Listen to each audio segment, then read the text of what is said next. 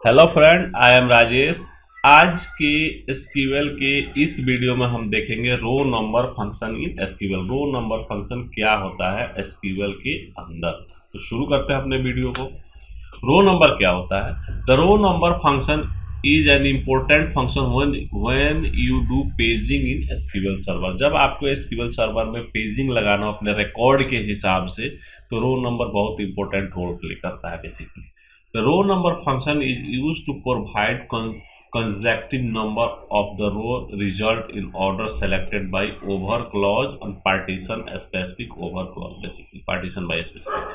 ठीक है, it will assign a value 1 from first row and increase number in the sequence। और इसका जो हमारा सिंटेक्स होता है row number over partition by value expression and and order. Basically over क्या करता है, ये specify the order of the row के ऑर्डर को स्पेसिफाई करता है। Order by provide the short order of the record. Order by क्या करता है, रिकॉर्ड को शॉर्ट ऑर्डर करता है basically. Row number function enumerate the row in the short order define in the over clause. Over clause पर हम जो define करते हैं उसके हिसाब से रो नंबर हमको डिफाइन करता है। बेसिकली हमारे पास टेबल में किसी भी ऑर्डर में हमारा आईडी पड़ा हुआ हो, लेकिन जब रो नंबर लगाते हैं तो एक हमको अलग से यूनिक आईडी हमारे डाटा के हिसाब से जनरेट करके दे देता है। ठीक है, रो नंबर में बेसिकली हम दो तरह से लगाते हैं। एक लगाते हैं जो हम रो नंबर को विदाउट पार्टीशन बाय क्लॉज और basically with partition by clause, दोनों के साथ हम लगा सकते हैं। पार्टीशन बाय के साथ भी लगाते हैं और विदाउट पार्टीशन बाय के लगाते हैं।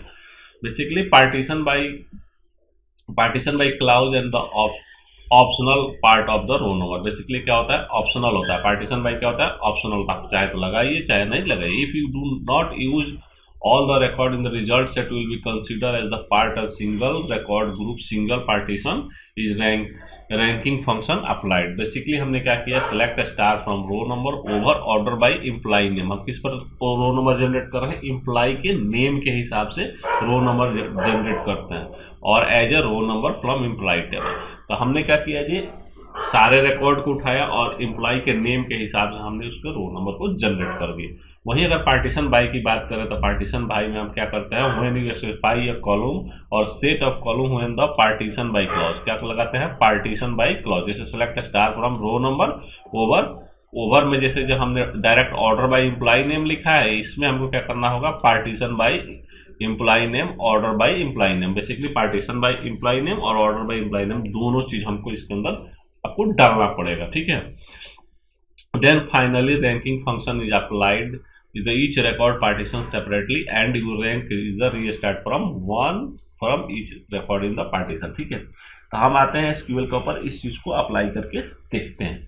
तो एसक्यूएल के ऊपर हम आते हैं और यहाँ पर एक मैं टेबल बना देता हूँ एम्प्लॉय का।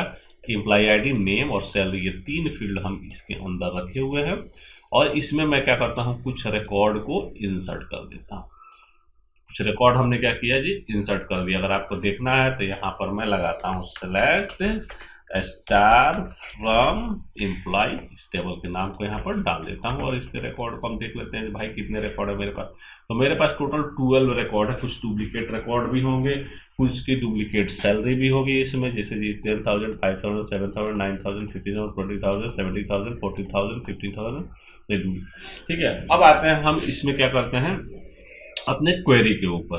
तो क्वेरी के ऊपर बेसिकली हम क्या करते हैं, जब पहला हम देखते हैं order by, basically without partition bye.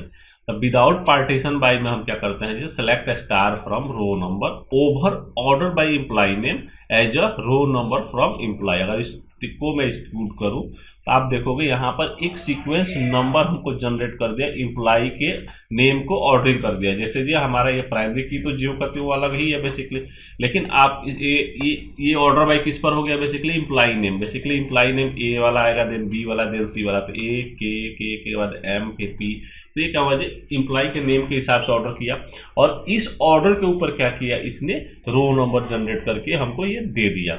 अगर सैलरी के ऊपर लगाना है, जैसे एम्प्लॉय नेम है, अगर सैलरी के ऊपर लगाना है तो यहाँ से एम्प्लॉय नेम की जगह सैलरी में कर दूंगा, तो सैलरी के हिसाब से ऑर्डर चेंज। इसलिए यहाँ भी देखोगे जी आप, हमारा पहले वाला में सबसे ऊपर किसका नाम था, आशा का था, देन खुशी थी। उसके हिसाब से अगर मैं यहाँ से करता हूँ तो अभी देखो कुमार आ गया, प्रसाद आ गया। तो बेसिकली क्या हुआ जी, हमारा सैलरी के हिसाब से ऑर्डरिंग इसका चेंज हो गया।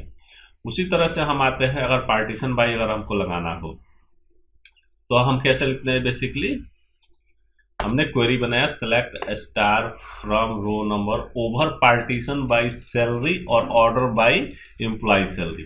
बेसिकली पार्टीशन भी हम सैलरी पर लगा रहे हैं और ऑर्डर भी लगा रहे हैं as a row number from employee. अगर मैं इसको लगाऊं तो ये क्या करेगा, आप देखोगे जे हमको 1 1 1 1 फिर 2 1 2 1 2 1 बेसिकली क्या कर रहा है जी, इससे हमको पार्टीशन लगाने से बेसिकली क्या होता है, डुप्लीकेट रिकॉर्ड को हम इससे निकाल सकते हैं। जैसे जी अगर बात करें जी, अगर 14,000 सैलरी बेसिकली 14,000 2% क्या है, तो अब यहाँ बेसिकली क्या कर रहा है जी, इनकी तो सिंगल रिकॉर्ड है, लेकिन 14,000 जो सैलरी है वो दो आदमी का है बेसिकली, किसका है, मोहन का है और सोहन का है। तो इस तरह से हम बेसिकली क्या कर सकते हैं, ये रिकॉर्ड चेक कर सकते हैं। फिर अगर बात करें जी रश्मि का और सोहन का कितना है, 15,000 है। उसी तरह से बात करें जी इन दो की सैलरी कितना है, 70,000 है। फिर इनकी कितना है, 20,000 है। तो बेसिकली हम क्या कर सकते हैं, डुप्लीकेट फाइंड कर सकते हैं, या कर सकते हैं जी अगर पता करना हो जाए